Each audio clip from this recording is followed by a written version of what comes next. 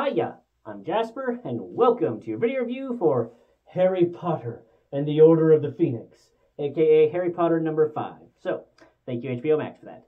So, as always, I'm going to give you the good, the bad, and the furry. To start off with furry, there are some thestrals, some centaurs, some giants, cats, owls, just lots of creatures. Moving on to the good, the bad.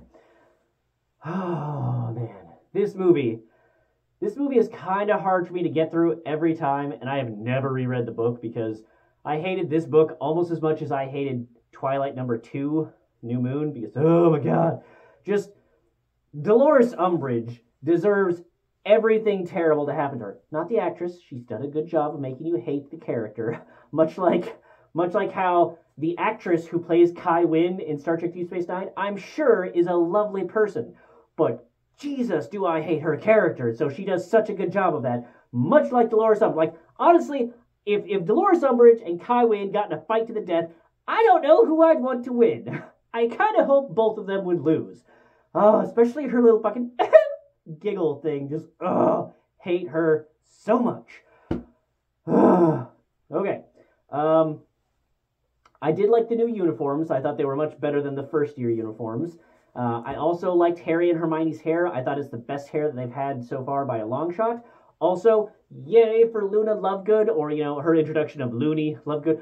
I loved her, the actress, and I loved the character so much. And I thought that her and Harry had really good chemistry. So, speaking of Harry is such an asshole in this movie. Like, such an asshole to his friends. Like, there is more than one occasion where he is just an asshole to them for no reason. Like, for example, he is an asshole to Ron right after Ron did this fucking baller move of standing up for him in their common room. So, like, Ron did this badass thing, stood up for his friend, and it was this amazing moment, and then they both head upstairs to their dorm room, and then Harry immediately follows that up with an asshole douchey comment. Like, go fuck yourself, Harry.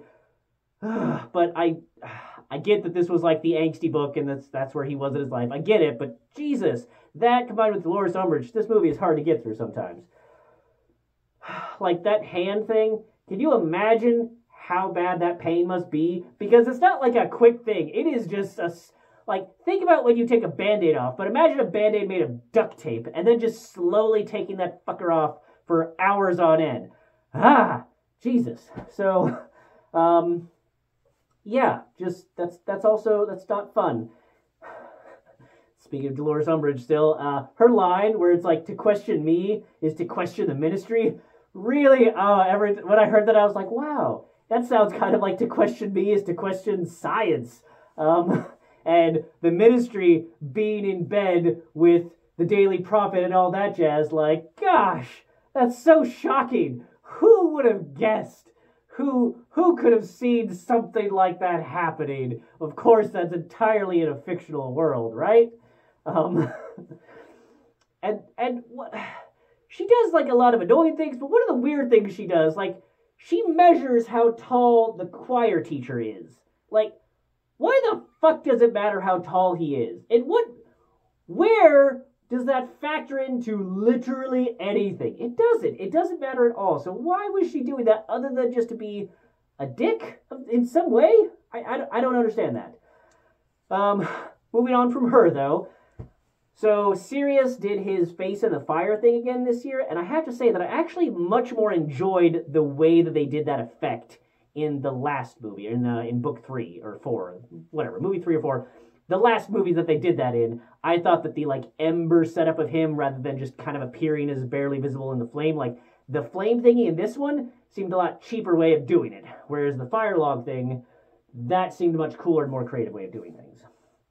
Also, I don't like how long it takes to explain why Dumbledore was being a dick to Harry. I thought that went on far too long in the book and in the movie, and I will say that I did like that Harry, like, at one point fucking yelled at Dumbledore, like, listen to me, like, you will not walk away from me, like, yes, Harry, fucking get his attention like that, because he has been dodging you, and thank you for finally standing up and doing that, because yes, for that. Also, fuck you, Cho Chang. You deserve whatever you got. Like, this, just boo. I don't care what the book says to explain what actually happened to her, and I feel like they kind of explained a little bit in the movie, but don't care. Everyone else was able to do something about it. You fucked up. That's your fault.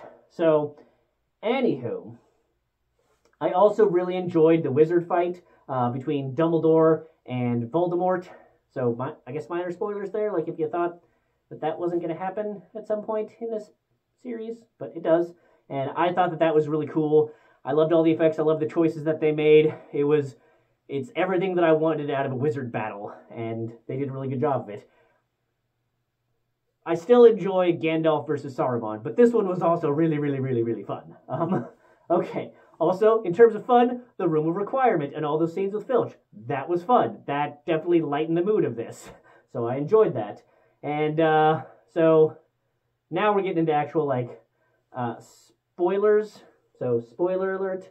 I'm not going to give away, like, plot points so much, like, but just, there's some things that I'm going to talk about that happen at the end, but so spoilers for that. Just tangentially, fuck Bellatrix Lestrange. I feel like she should have gotten a Avada Kedavra at some point in this book. Really sucks about what happened to Sirius.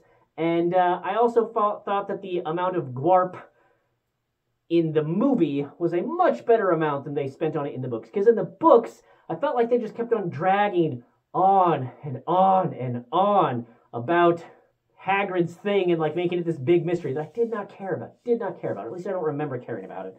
And so in this one, I like in the movie that they really, really trimmed down that storyline to just the bare essentials of what they needed.